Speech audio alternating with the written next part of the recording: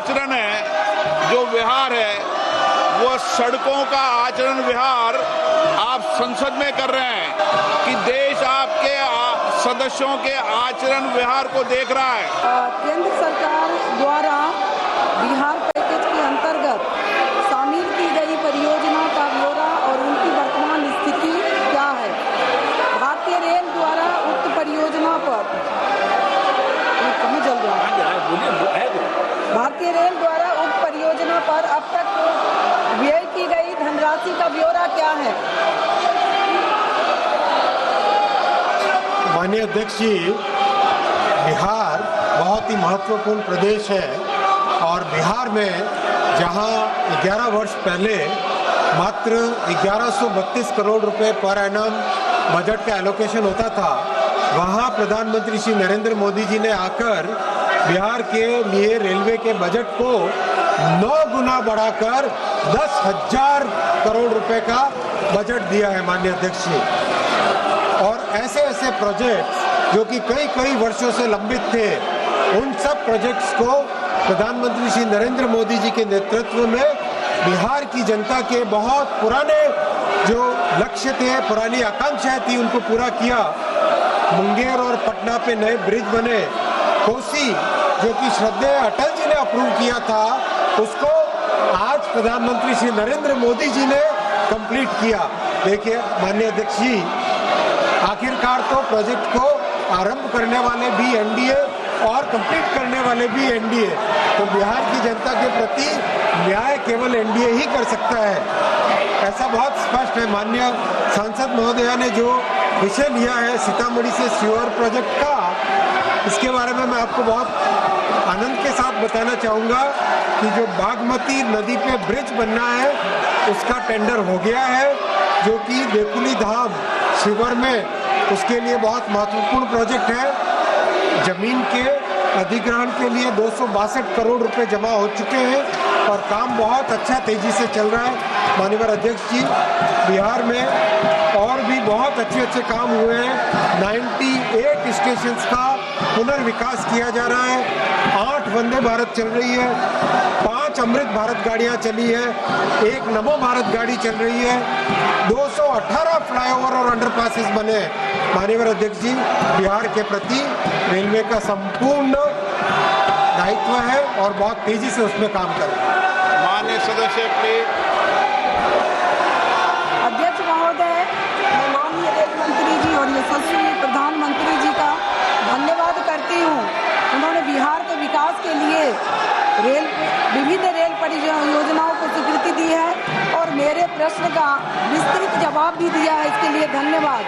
मैं शिवहर लोकसभा क्षेत्र का प्रतिनिधित्व करती हूँ और शिवहर के लोग स्वतंत्रता के 75 वर्ष बाद भी रेल सुविधाओं से वंचित हैं और इसके लिए सरकार ने सीतामढ़ी शिवहर रेलखंड 28 किलोमीटर के लिए 566.83 करोड़ राशि की स्वीकृति किए हैं।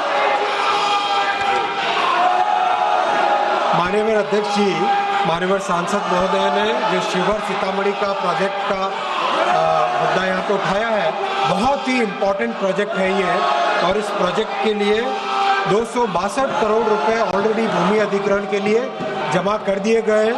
काम बहुत अच्छा तेजी से जा रहा है और ब्रिज का टेंडर भी कर दिया गया है, जो कि बागमती नदी पे बनेगा, देकुली धाम को जोड़ने वाला। और सीतामढ़ी शिवहर नई लाइन प्रोजेक्ट के लिए 567 करोड़ रुपीस सैंक्शन किए गए हैं और इस काम पे तेजी से, इस प्रोजेक्ट पे तेजी से काम चल रहा है। गिरधारी यादव जी। अध्यक्ष महोदय, माननीय रेल मंत्री ने हो गया, माननीय रेल मंत्री ने जो जवाब दिया है, अच्छा जवाब है, लेकिन बिहार का भी बड़ी महत्वपूर्ण भूमिका है एनडीए सरकार लाने में।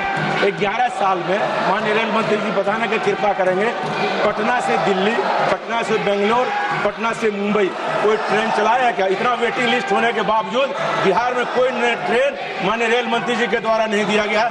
माननीय रेल मंत्री जी क्या इन स्थानों के लिए आप रेलगाड़ी चलाना चाहते हैं क्या?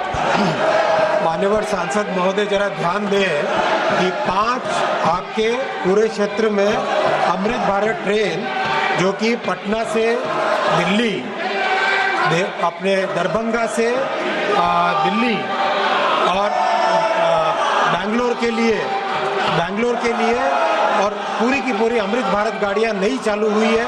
और ये प्रधानमंत्री जी का एक बहुत ही विशेष ध्यान है कि अमृत भारत ट्रेन ऐसी ट्रेन है जो गरीब से गरीब वर्ग को भी अच्छी फैसिलिटी की एक ट्रेन की सुविधा देता है। और ये सब नई गाड़ियां शुरू हुई। माननीय सदस्यगण, मैं आपसे आग्रह करता हूं, संसद हमारी गौरवशाली लोकतंत्र की सर्वोच्च संस्था है।